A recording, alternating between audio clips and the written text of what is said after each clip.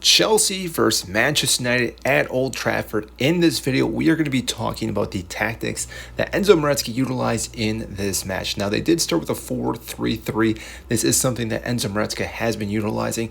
One of the notable things we did see here, though, was Gusto out on the right side and James on his left side. Now, this does make sense with what he's been doing lately with the inverted right back or left back, depending on where Gusto is playing. But Gusto has been pushing up more into this midfield, and we actually had a back three, which we've seen James do this before. Yes, he's been more so on the right side, but these three guys with Colwell, Fofana, and James are three great players to have at the back, and that does then allow Gusto to kind of roam freely into different areas. On top of that, we need to talk about these three players here, Lavia, Caicedo, and Palmer. Now, I would argue that these three players right here are the best three players in the midfield in the Premier League. Now, I'm not saying that they are 1, 2, and 3 of the players in the top three. I'm saying these three players combined, working with each other, are the best three. Now, the reason why I say this is because Caicedo is able to really hold down this entire area. If you look at the heat map, you can see exactly how much area he can cover. The same with Lavia, but the thing is that Caicedo, again, can carry the ball when he needs to, and he can also play a through ball too, whether it's Noni to Neto to Jackson or even Palmer as well. So he's creative. Lavia is the same way, but he's also very tricky. When he receives the ball, he's able to turn and actually move defenders around and actually maintain possession in very tight spaces. The reason why this is so important is because if he does bring on two players around him, with a turn, with a twist, and playing the ball, he can get by those two players and open up pockets of channels for players then to receive the ball and hit teams really quickly with our other three players. And granted, we don't have to talk too much about Palmer, how much he can do with the ball, even without the ball, but every time this guy has the ball, he's always able to float into different spaces. And it doesn't matter if he's out on the right side, out on the left side, or even central. The man's always able to find spots to, again, pick up the ball and dribble and find other players around him, or even shimmy around into the box and try to get a shot. Now, he did not score in this match, but Caicedo did, and we will talk about that in a little bit.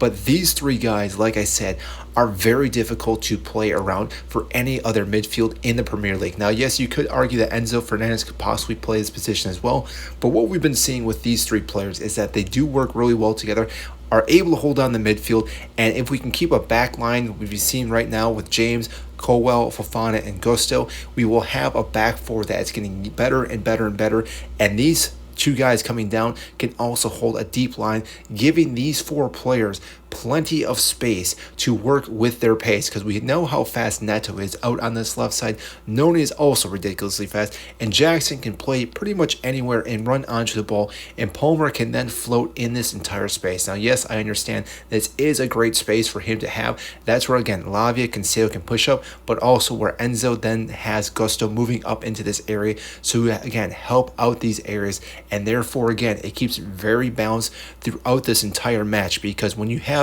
almost a 3-2-4-1, it again gives the option to play the ball to multiple people who then can go on a one-on-one with a defender, or again run onto the ball itself. They play a through ball to another player who then hopefully can play the ball across to Jackson to find the back net. These are different options that Enzo Maresca brings to this team with his tactics. Now, I understand with this match against Manchester United, they obviously were attacking us in different spots, because when you play a formation like this or kind of convert into this with Gusto moving up higher at points, that does again leave plenty of pockets of space for the other team to hit on counterattacks. And therefore, again, this was one of the areas with Rashford and Garnacho out on the wings that they again came down those sides and did cause havoc. Now, fortunate for Chelsea, Manchester United never really converted on any of those opportunities. The only time they really became threatening was, again, when they played the ball over the top. And yes, they were able to get a PK, and Bruno did finish that on Sanchez.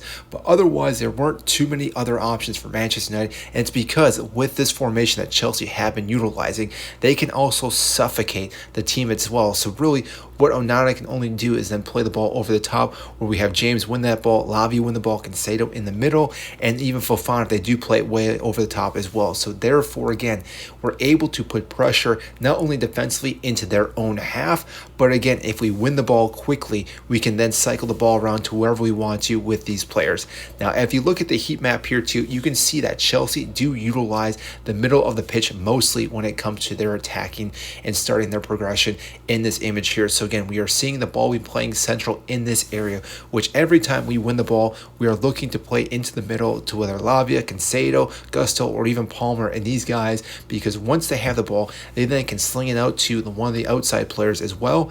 And therefore, again, as we keep moving this ball around, the other teams then have to shift their defense. So again, anytime they are shifting their defense this way, Chelsea then can hit them very quickly and move the ball back to the opposite side. And therefore, again, having a lot of chaos in that defense makes it very difficult for teams to, again, keep their back line, because if this back line does get off to a little bit, this gives pockets of space for Jackson to run onto, and therefore again Neto as well, or even Noni, depending on where he's at on the pitch. If he doesn't have the ball, again, he can win that ball back. And therefore, again, Palmer's playing the ball, Cancelo's playing that ball, any other players, and this gives them those opportunities to get past the defenders and then drive right into the box. And again, as we keep doing this, we keep having more chances, and sooner or later Chelsea will find the back of that more and more. But like I said, this gives Chelsea multiple options, not just relying on one player as Cole Palmer to be the magician to create all these chances and score from outside the box. There are multiple players that can definitely do the same. But that all being said, we do have to still give credit to Lavia and Caicedo in this match, because they played phenomenal. Obviously, Caicedo with the goal itself, but these guys are what really are breathing life into this entire field, because again, as this midfield keeps getting control of the ball, they can dictate the tempo and dictate where the ball moves and move it quickly or slowly depending on what they want to do. But typically they move it quickly, and if they do move it quickly, we have the players that can utilize their speed to beat other players. Now the game did end 1-1, but overall this was a match that again is always difficult when you go to Old Trafford. Despite how Manchester United have been playing, it's still a difficult place to go to, and they technically have the interim / new manager bound, so I will give them credit for that. Ruben Nistelrooy did set them up quite well, play a little more defensively, which is understandable, but Chelsea, again, this is a big point to take away from Old Trafford, and yes, I understand the comical side of saying that, but still, this is a difficult fixture for Chelsea, so a point off this is actually better than nothing at all, putting Chelsea now in 4th position, which right now they are looking like a great team, deserving to be in 4th position.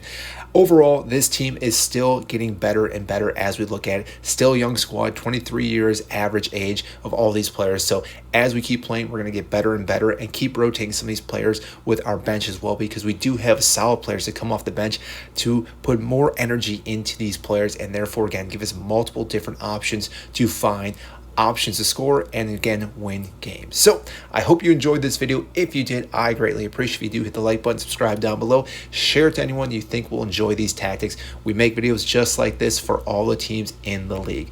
I will see you in our next video.